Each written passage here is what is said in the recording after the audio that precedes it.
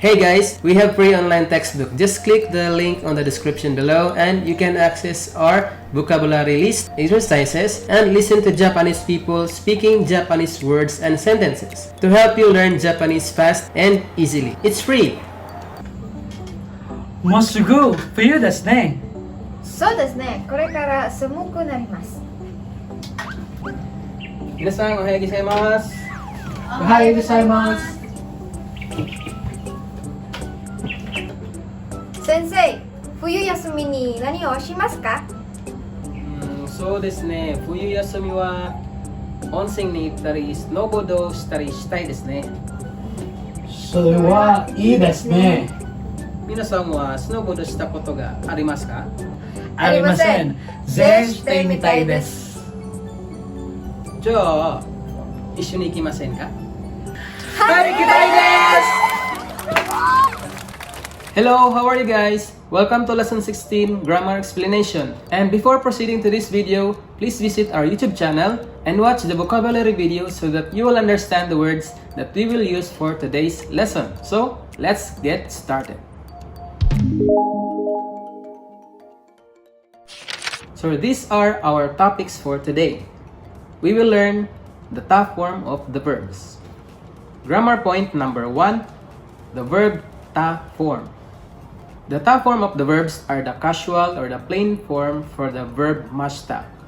In other words, the past tense of the verbs. But the verb mashta is polite and the verb ta form is the plain or casual form for the verb mashta. So how to conjugate the verb to their ta form? First, let's start from the group 1 verbs. So if you remember when we learned how to conjugate the verbs to their te form, just simply replace the te and change it to ta and change the de to da. So for example, the verb kakimas, the te form for the kakimas is kaite. So the ta form is kaita. So from kaite to kaita. Change the te form of the verbs to ta form of the verbs. So it will become a sound, from s sound to a sound. So the verbs nomimas, tabimas, kimas, and shimas, their te forms are nonde, tabite, kite, and shite. Now to form their ta form, the ta form of these verbs, simply change te to ta and de to da. Nonda, tabeta, kita, and shita. Grammar point number 2, the verb ta form kotoga arimasu. Now, we can use the ta form of the verbs plus kotoga arimasu to say or express that we had experienced doing something. And this is without saying when that experience occurred or without saying the time. So, example number 1, umani notta kotoga arimasu. Umani notta kotoga arimasu. So, from the verb, umani norimasu. Norimasu is to get on or to ride. The particle ni is attached to uma, so to ride a horse. Umani norimasu. Then change to ta form, umani notta, I rode a horse, plus kotoga arimasu, I've ridden a horse. This sentence now expresses that you had an experience of riding a horse. Notta kotoga arimasu. Now the next example is Kyonen, Hokkaido de uma ni norimashita.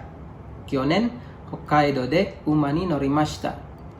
It's just stating that last year you rode a horse. It's not stating that you've had an experience. Compared to the first example, notta kotoga arimasu, I've ridden a horse or I have an experience riding a horse.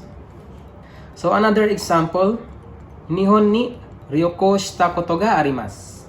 Nihon ni ryoko shita koto ga arimasu. So the verb here is nihon ni ryoko shimasu or ryoko shimashita. I traveled to Japan.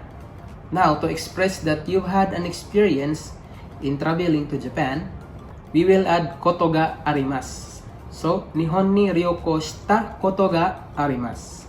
And now guys, when the verb is in ta form, it's in past tense. And if we add koto, the verb becomes a noun.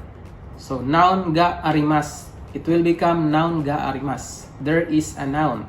There is an experience. In other words. So I have done something. I have an experience of doing something. Now, there are also other ways to express or to say that you've experienced doing something.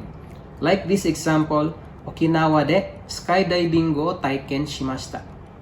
Okinawa de skydiving go taiken shimashita. Skydiving. Particle o taiken shimashita. The verb taiken shimashita. Taiken is experience doing something. Taiken shimashita. I've had or I experienced skydiving. Okinawa de. In Okinawa. And you can also turn or use this pattern, the verb takoto ga arimasu, to ask someone if they had or he has an experience doing something. Just add the particle ka at the end of the sentence. So for example, the sentence number 1, Nihon ni ryoko shita koto ga arimasu ka? Do you have an experience traveling to Japan? Now it's a yes or no question. So it is answerable with yes or no. Hi or iye. Grammar point number 3. The verb tari shimasu. Now, as explained on our previous lessons, the particle ya is a particle used when citing two or more nouns from a list of examples without mentioning all of the items. Now, for the verbs, to state some actions without stating all of the items, we will use the verb tari shimasu. So for example number 1, Nichiyobi wa tennis wo shitari eiga wo mitari shimasu. Nichiyobi wa, on Sundays, tennis wo shimasu. I play tennis. Tennis wo shitari. Eiga wo mimasu. I watch movie. Eiga wo mitari. Then the shimasu. Now, just like the particle ya, these verbs are not mentioned in order. And there are more actions from the list, but without mentioning all of it, we will use the tari shimasu. So another example, Nichiyobi wa tennis wo shitari eiga wo mitari shimashita. So the same example, but the difference is the last verb, the shimasu, is now in past tense, shimashita. It means that Nichiyobi wa, the Sunday, happened last Sunday. So it's in the past. Nichiyobi wa tennis wo shitari eiga wo mitari shimashita. Last Sunday, I played tennis, I watched a film, and did some other stuff. So this person can say more actions or verbs, but without mentioning all those verbs or all those actions that he did last Sunday, he will use the tari shimasu. So example number 3, Nichiyobi wa tennis wo shite eiga wo mimashita. This is the verb te verb pattern. As we've learned on lesson 16, the verb te verb, the verbs are mentioned according to order of occurrence. Or we have to mention the verbs in order. So the first that will happen, then the second and third, and so on. So this example number 3 is stating that on Sunday I will play tennis and then I will watch a movie. Unlike the tari shimasu, tennis wo shitari eiga wo mitari shimasu, I will play tennis or I will watch movie or I will do something and some other stuff and so on. So take note guys, the difference between the two. Grammar point number 4. The e adjective and the na adjective plus the verb narimasu. Now the verb narimasu indicates a change of state, and the English meaning for the verb narimasu is to become or will become. So adding narimasu to an adjective, it means that it will become an adjective or to become adjective. So for example number 1, Natsu ga owaru to dandan samuku narimasu. So let's focus first on the samuku narimasu. This is from the e adjective samui. Samui means cold. plus narimas, if it's an E adjective, we have to remove or omit the E, then replace it with ku narimas. Samuku narimas, to become cold. So dangdang atsuku narimas, it will gradually becomes cold.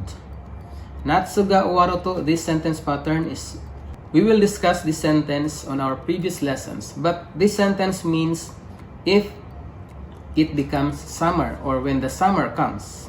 Dangdang atsuku narimas, it gets colder gradually. Dangdang. Now example number 2, konshu no suiyobi, 25歳になります。今週の水曜日、25歳になります。Now take note that the na adjective and the nouns plus narimas, they have the same rule. Add particle ni, then narimas. So 25歳, 25 years old, is a noun. Ni narimas, to become 25 years old or turn into 25 years old. And now for the example of the na adjective, let's say the na adjective benri. So benri is a na adjective which means convenient. So benri plus the verb narimas to become benri, to become convenient. Now to connect them together, we will add the particle ni, benri ni narimas, to become convenient, or it will become convenient. So just like the noun ni narimas and na adjective ni narimas. Now let's try again an example for the E adjectives. Let's take atsui for example. Atsui means hot. So if you wanna say to become hot or it will become hot, atsui plus narimas, remove I plus ku narimas. Atsuku narimas. For the na adjective, let's use the na adjective kirei. Kirei.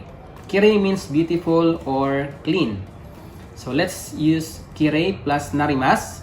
Once again, we will use the particle ni. Kirei ni narimas. It will become clean or it will become beautiful. For the nouns, let's say isha. So isha means doctor. It's a noun. Plus narimas, become a doctor. Now to say to become a doctor, we will insert the particle ni. Isha ni narimas, to become a doctor. And that's all for today's lesson, guys. Please visit manabutextbook.com and access our free example sentences, exercises for you to understand more about this lesson. We also included lecture videos to make it easier for you to understand the contents of our online textbook. 皆さん、今日のレッスンはいかがでしたか? I hope you learned a lot in today's lesson. If you have questions, you can leave a comment below, and also you can follow me on my Instagram account. Please subscribe to our channel and hit that notification bell so you won't miss our future lessons. Dewa, mata ne. Bye-bye.